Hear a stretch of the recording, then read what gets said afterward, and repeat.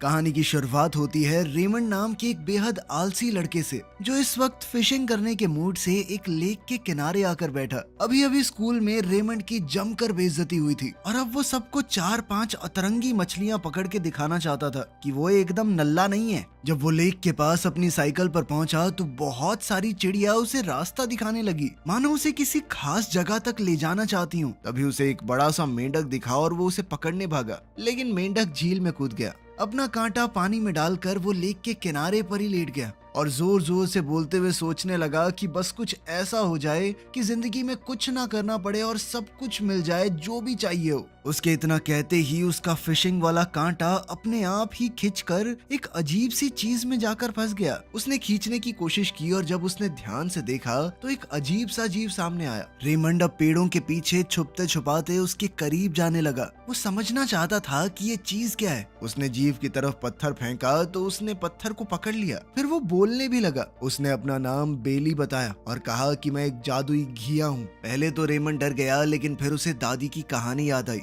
वो अक्सर उसे जादुई घिया की कहानी सुनाया करती थी, जो अपने मालिक की हर एक इच्छा को पूरा कर सकता है, बिल्कुल एक जिन की तरह। तब उसे समझ आ गया कि ये जीव उसे नुकसान नहीं पहुंचाने वाला। बेली ने कहा कि वो रेमंड की हर इच्छा पूरी कर सकता है। रेमंड को इस बात पर यकीन नहीं हुआ। उसने कहा, अगर सच में तेरे अंदर पावर है तो एक मछली अपने आप मेरी बाल्टी में आ जाए। रेमंड ने थोड़ा देखा, लेकिन कुछ हुआ नहीं, इसीलिए वो वहाँ से निकलने लगा कि ये बकवास कर रहा था। तब बेली ने बताया कि पहले एक शर्त माननी पड़ेगी तुझे। शर्त ये थी कि रेमंड किसी को भी उसके बारे में नहीं बताएगा। अगर लोगों को पता चल गया तो लोग उसे पकड़कर जबरदस्ती अपनी सारी इच्छाएं पूरी करवाने लगेंगे, जिससे उसकी जिंदगी बहुत बेकार हो जाएगी। रेमंड ने वादा किया कि वो इस बात को राज ही रखेगा। इसके बाद बेली ने अपना जादू शुरू किया। झील की सारी मछलियां हवा में तैरने लगी। बेली ने कहा कि जो मर्जी मछली चुन ले, और फिर रेमंड की पसंद की मछलियां उसकी बाल्टी में रख दी गई। फिर उसने कहा कि अगर कुछ खाना मिल जाए। बस इतना सुनते ही बेली ने रेमंड की सारी पसंदीदा चीजें जादू से बना दी। वो उसके आसपास घूमने लगी। रेमंड एक एक करके सब कुछ चखने लगा। खाना खाते हुए रेमंड सपने सजाने लगा कि बस अब तो कुछ नहीं करना,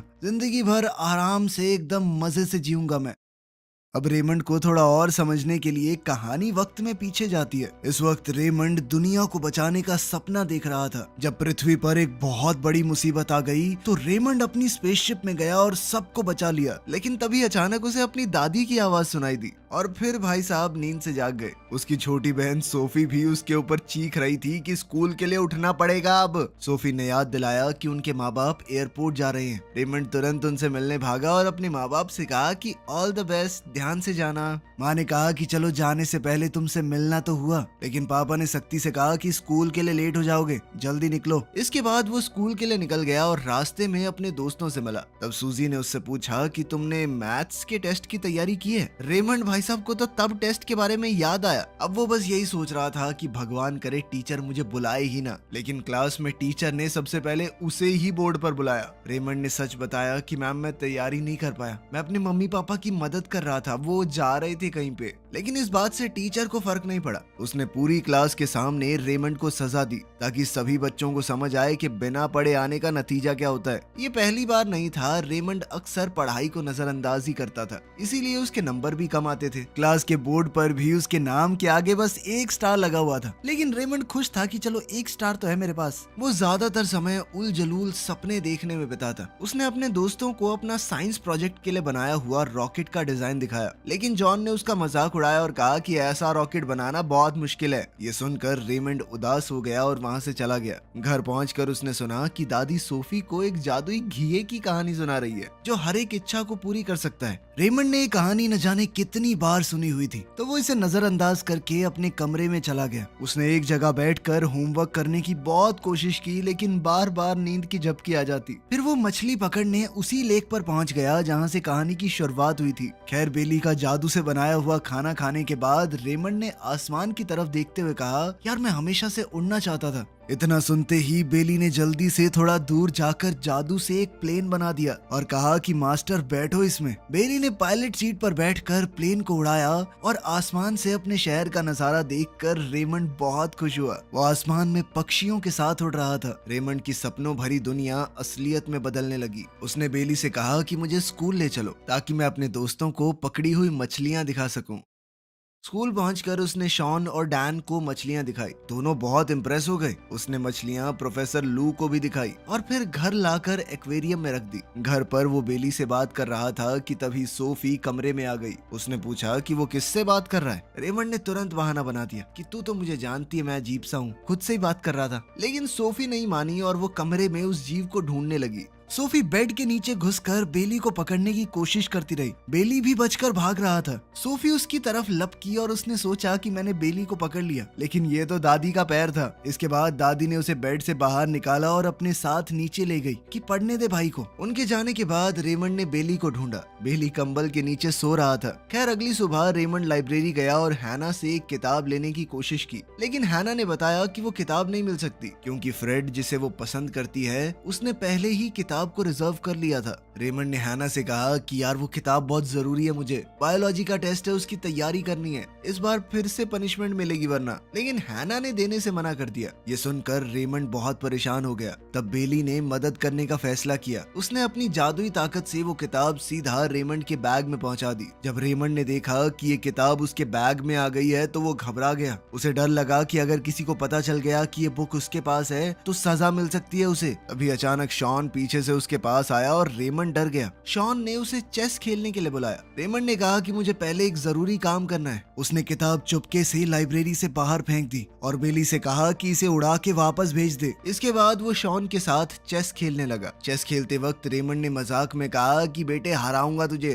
तेरा राजा रानी सब खा जाऊंगा मैं, ये देख मेरा हाथी। लेकिन बेली को लगा कि वो सच में राजा रानी वो सब खाना चाहता है और उसकी इच्छा पूरी कर दी। अचानक से रेमंड ने सच में चेस के सारे पीस निकल लिए। अब वो तुरंत बाहर भागा ताकि उन्हें निकाल सके। इसी दौरान उसने देखा कि साइंस की किताब हवा में उड़ रही है। वो उसे पकड़ने के लिए पीछे भागा लेकिन पकड़ नहीं पाया। तब बेली ने उड़ने वाली टोपी का इस्तेमाल किया ताकि किताब का पीछा कर सके, लेकिन दोनों सीधे फिटनेस रूम के स्विमिंग पूल में गिर गए। जब रेमंड वहां पहुंचा तो उसने बिना सोचे पानी में छलांग लगा दी और किताब का पीछा करके उसे पकड़ लिया। कोच ने देखा कि रेमंड बहुत तेज तैर रहा है। उसकी रफ्तार देखकर वो बहुत इम्प्रेस हुआ। उसने रेमंड को अपनी स्विमिंग टीम में शामिल होने का ऑफर दिया क्योंकि टीम में जगह खाली थी और कुछ हफ्तों बाद कंपटीशन होने वाला है। रेमंड ने तुरंत हाँ कर दी। पूल के पास कपड़े सूखने का इंतजार करते वक्त रेमंड सोचने लगा कि क्या उसकी टीम स्विमिंग चैंपियनशिप जीत पाएगी। बेली ने तुरंत कहा कि जब तक वो साथ में है रेमंड हमेशा जीतेगा। रात को जब रेमंड सो रहा था बेली ने उसका कमरा साफ कर दिया। उसके गंदे कपड़े टोकरी में रख दिए, साफ कपड़े अलमारी में रख दिए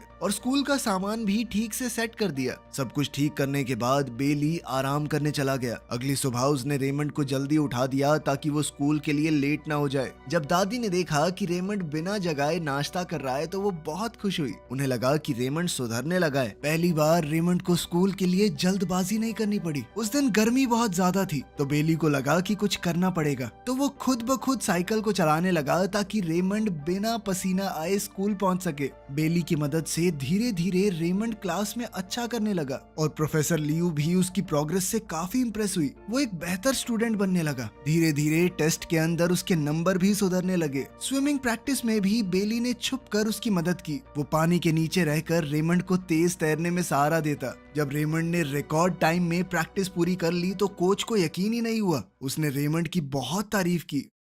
उस शाम खाना खाने के बाद रेमंड ने अपनी रॉकेट की ड्राइंग देखी जो उसने स्कूल के साइंस प्रोजेक्ट के लिए बनाई थी। उसे समझ आ गया कि जॉन सही बोल रहा था, वो रॉकेट बनाना मुश्किल है। वो हार मानने वाला था कि तभी बेली ने एक नया डिजाइन बना दिया, लेकिन रेमंड ने देखा कि नया डिजाइन तो और भी ज्यादा मुश्किल है। इसलिए बेली ने अपनी जादुई ताकत से एक रोबोट डॉग बना दिया। अगली सुबह रेमंड उसे स्कूल ले गया और अपना नया प्रोजेक्ट सबको दिखाया। ये गलगोटिया यूनिवर्सिटी वालों ने मूवी तो नहीं देखी हुई। सभी क्लासमेट उसकी तारीफ करने लगे। सब हैरान हो गए उस रोबोट को देखकर, लेकिन डैन ने रेमंड के रोबोट को चैलेंज दिया और दोनों के रोबोट्स के बीच में मुकाबला हुआ। बेली जैसे शरीर को हिला रहा था रोबोट भी एकदम वैसे ही चल रहा था। तो इस मुकाबले के लिए बेली एक मेंढक को सामने ले आया ताकि वो लड़ाई की फीलिंग ले सके। जैसे वो और मेंढक लड़े बिल्कुल उसी तरह दोनों रोबोट आपस में लड़े और इस तरह जादू की मदद से रेमंड के रोबोट ने डैन के रोबोट को हरा दिया। लेकिन जैसे ही क्लासमेट ने रोबोट डॉग को हाथ लगाया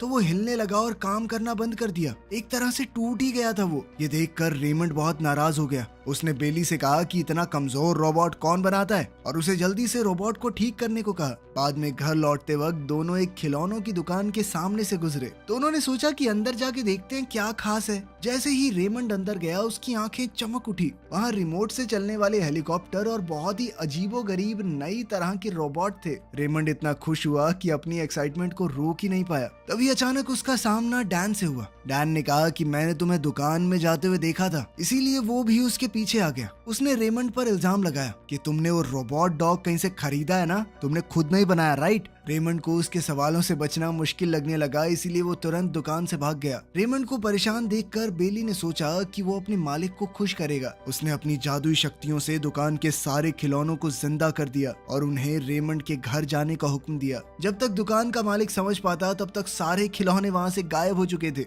खैर, घर लौटने से पहले रेमंड और डैन ने सोचा कि वो डायनासोर वाली फिल्म देखेंगे, लेकिन जब वो सिनेमा पहुंचे तो पता चला कि सारी टिकट बिक चुकी हैं। रेमंड फिर भी जिद पर अड़ा रहा कि वो फिल्म देखेगा। तब बेली ने अपनी जादुई शक्ति से रेमंड को सीधा स्क्रीन के अंदर ही पहुंचा दिया। अंदर जाते ही रेमंड को समझ आ गया कि उससे बड़ी गलती हो गई है। एक बड़ा सा टीरेक्स डायनासोर उसके पीछे दौड़ पड़ा। बाहर बैठे लोग उसे देखकर हंसने लगे। बेली सीढ़ियों पर बैठकर ये सब कुछ देख रहा था। रेमंड भागता हुआ स्क्रीन से बाहर निकलने की कोशिश कर रहा था, लेकिन डायनासोर ने उसे पकड़ लिया और खाने ही वाला था कि तभी बेली अपने छोटे जहाज के साथ स्क्रीन के अंदर घुसा और डायनासोर पर हमला कर दिया। उसने उसे हराकर पेट्रोल बनने के लिए छोड़ दिया। इससे सिनेमा देखने आए लोगों का मजा भी खराब हो गया। खैर, घर लौटते वक्त रेमंड बहुत गुस्सा हुआ। उसने बेली से कहा कि मेरी मदद करते करते तुम मुझे मुश्किलों में डाल देते हो, लेकिन असली मुश्किल तो अभी बाकी थी। रेमंड साइकिल चला रहा था, तब उसने पीछे से आवाज सुनी। जब उसने मुड़कर देखा तो उसकी आंखें खुली की खुली रह गई। बहुत सारे खिलौने उसकी तरफ तेज रफ्तार से बढ़ रहे थे। घबराकर वो जल्दी से घर पहुंचा। उसने देखा कि सारे खिलौने उसके कमरे की तरफ बढ़ रहे हैं। तब उसे पता चला कि उसके मम्मी पापा भी सफर से वापस आने वाले थे। डर के मारे उसने तुरंत बेली से कहा कि सभी खिलौनों को वापस दुकान पे भेज दो। अच्छी बात ये रही कि बेली ने समय पर सब कुछ ठीक कर दिया और मम्मी पापा को कुछ पता नहीं चला, वरना तो उसकी चैंटे ही चैंटे थे कि खिलौने कहाँ से आए ये। कुछ देर बाद रेमंड के पापा उसके कमरे में आए और उसे ड्राइंग रूम में बुलाया। वहां जाकर रेमंड ने देखा कि उसके लिए एक नई साइकिल रखी है। पापा ने बताया कि स्विमिंग टीम में शामिल होने की खुशी में ये इनाम है। रेमंड बहुत खुश हुआ। उसे नहीं पता था कि उसके पापा उसके इस फैसले से इतने खुश होंगे, लेकिन रेमंड को खुश देखकर बेली उदास हो गया। उसे लगा कि मालिक को बाकी सब खुश कर रहे हैं, मैं नहीं कर पा रहा। इसीलिए वो रात भर जाकर रेमंड के मैथ्स के एग्जाम की तैयारी करने लगा ताकि अगले दिन उसे अच्छे नंबर मिल पाए। सुबह जब बेली उसे जगाने लगा तो देखा कि रेमंड खुद ही उठ चुका है। रेमंड ने बताया कि वो एग्जाम देने के लिए एक्साइटेड है, क्योंकि अगर वो मेहनत करके ए ग्रेड ले आया तो मम्मी पापा बहुत खुश हो जाएंगे। जब क्लास में प्रोफेसर लू ने एग्जाम के क्वेश्चन पेपर बांटे तो सब बच्चे तुरंत लिखने लगे, लेकिन रेमंड चुपचाप बैठा रहा। उसे लग रहा था कि शायद ऊपर से जवाब गिर जाएंगे। बाहर पेड़ पर छुपा हुआ बेली खिड़की से क्वेश्चन देखकर मदद करने की कोशिश कर रहा था, लेकिन वो समय रहते कुछ नहीं कर पाया और रेमंड की आंसर शीट खाली ही रही। समय खत्म होने लगा तो रेमंड घबरा गया। तब उसने देखा कि सूजी लगभग सारे क्वेश्चन कर चुकी है। बेली ने जादुई शक्ति से सूजी के जवाब रेमंड की कॉपी पर पहुंचा दिए और सूजी की शीट खाली हो गई। जब सूजी ने अपनी खाली कॉपी दी तो प्रोफेसर लू को शक हुआ। फिर जब उन्होंने रेमंड की कॉपी देखी तो उस पर सूजी का नाम लिखा हुआ था, क्योंकि आंसर्स के साथ साथ नाम भी कॉपी हो गया। तब सच सबके सामने आ गया। सूजी अपने दोस्त से बहुत ज्यादा नाराज हो गई, क्योंकि उसने उसकी मेहनत चुराने की कोशिश की थी। इससे पहले कि टीचर रेमंड को पनिशमेंट देती, वो वहाँ से भागकर सीधा तालाब की तरफ चला गया। थोड़ी देर बाद बेली वहाँ पहुंचा। रेमंड ने गुस्से में कहा कि सारी गलती तुम्हारी है। उसने गुस्से में कहा कि तुझे पका के खा जाऊंगा मैं, घिया। बेली ने उसकी बात मान ली और खुद को ही सजा देने लगा। वो अपने आप आग में बदल गया, लेकिन जैसे ही वो रेमंड के हाथ तक पहुंचा तो उसका हाथ बुरी तरह जल गया। ये देखकर रेमंड को समझ आया कि ये घिया पागल है, हर बार इसकी मदद नहीं लेनी चाहिए। अब रेमंड उस जादुई घिया से बहुत ज्यादा गुस्सा था। उसने चीख कर कहा कि तू एक राक्षस है, जल्दी से यहाँ से चला जा, मुझे तेरा मुंह नहीं देखना। उसी पल बेली का रूप बदलने लगा। धीरे धीरे वो सच में एक डरावने राक्षस में बदल गया। तब उस जादुई घिया ने सच बताया। उसने कहा कि मैं वैसा ही बन जाता हूँ जैसी भावनाएं मेरे मालिक के दिल में होती हैं। अगर रेमंड के मन में गुस्सैले बुरे विचार आएंगे तो उसका रूप भी बदल जाएगा। इतना कहकर वो उस डरावने रूप में रेमंड का पीछा करने लगा। रेमंड डर गया और जोर से बोला कि वो तुरंत चला जाए। जैसे ही उसने ये कहा, बेली फिर से अपने पुराने शांत रूप में आ गया। वो रेमंड से माफी मांगने लगा। उसने कहा कि मुझे एक और मौका दे दो, लेकिन रेमंड अब उस जादुई घिया से तंग आ चुका था। उसने उसे उठाया और वापस उसी तालाब में फेंक दिया जहां वो उसे पहली बार मिला था। कुछ ही देर बाद रेमंड की टीचर और उसके दोस्त उसे ढूंढते हुए वहां पहुंच गए। सब लोगों को उसकी चिंता हो रही थी। मिस लू उसे तुरंत स्कूल के डॉक्टर रूम में ले गई और उसके जले हुए हाथ की मरहम पट्टी की। साथ ही उसने उसे समझाया कि जिंदगी में जो भी चाहिए मेहनत से मिलता है। चीटिंग करना गलत बात है और उसका रिजल्ट हमेशा बुरा ही होगा। जब रेमंड बाहर आया तो उसने देखा कि उसके दोस्त बाहर खड़े उसका इंतजार कर रहे हैं। उसने तुरंत सूजी से भी माफी मांगी। सूजी ने उसे माफ कर दिया और कहा कि आने वाले एग्जाम्स के लिए मैं तुम्हारी तैयारी करवाऊंगी। अच्छे नंबर आएंगे तुम्हारी, चिंता मत करो। अब स्विमिंग कंपटीशन बस कुछ ही हफ्तों दूर था। रेमंड हर दिन लगातार प्रैक्टिस करने लगा ताकि अपनी टीम को जितवा सके। धीरे धीरे वो एक मजबूत और तेज स्विमर बन गया। जल्द ही वो अपनी टीम के सबसे बेहतर खिलाड़ियों में शामिल हो गया। इन सब घटनाओं के बाद भी बेली अपने मालिक को छोड़ नहीं पाया। वो अपने मालिक की चिंता करता रहा। वो चुपचाप दूर से रेमंड को देखता था। रेमंड को उसके होने का पता भी नहीं चला। बेली उसकी लगन देखकर बहुत खुश था और उसे अपने मालिक पर गर्व महसूस हुआ। एक महीना बीत गया और आखिरकार कंपटीशन का दिन आ ही गया। रेमंड की टीम अब बहुत मुश्किल में है। हार और जीत का फैसला रेमंड ही करेगा। अगर वो तेज तैरा तो टीम जीत सकती है। अपने साथियों और परिवार की आवाज सुनकर रेमंड ने पूरी जान लगा दी। आखिर में उनकी टीम जीत भी गई। इसके तुरंत बाद रेमंड सीधा तालाब की तरफ दौड़ा। वो बेली को अपना प्राइज दिखाना चाहता था, ये सोचकर कि बेली ने उसे जिताया जादू से। लेकिन वहां पहुंचकर उसे पता चला कि बेली तो कंपटीशन में कहीं आया ही नहीं, क्योंकि रेमंड ने बेली को कह दिया था कि मुझे तुम्हारी मदद नहीं चाहिए। तब रेमंड को समझ आया कि मैं तो अपनी मेहनत से जीता हूँ। वो खुद से ही बहुत ज्यादा इंप्रेस हो गया। तब बेली सामने आया। उसने प्यार से कहा कि अब आपको मेरी मदद की जरूरत नहीं है। अब वो सब कुछ खुद कर सकता है। अब समय आ गया था कि वो किसी और बच्चे की इच्छाओं को पूरा करे। बेली अब एक पक्षी की पीठ पर चढ़कर वहां से निकल गया। जाने से पहले उसने आखिरी बार कहा कि किसी को भी मेरा राज मत बताना। कुछ वक्त बाद रेमंड नींद से उठा और उसने आसमान की तरफ देखा। वहाँ एक बादल था जो बिल्कुल बेली जैसा लग रहा था। उस पल में उसके मन में सवाल आया कि मैंने जो कुछ भी देखा वो सपना था या हकीकत। लेकिन फिर उसने सोच लिया कि सपना था या हकीकत ये जरूरी नहीं है। उसने जो सीखा है कि मेहनत और ईमानदारी से जिंदगी जीनी है वो ज्यादा जरूरी है। वीडियो पसंद आई तो लाइक कर देना, चैनल को सब्सक्राइब कर लेना। मिलते हैं अगली वीडियो में।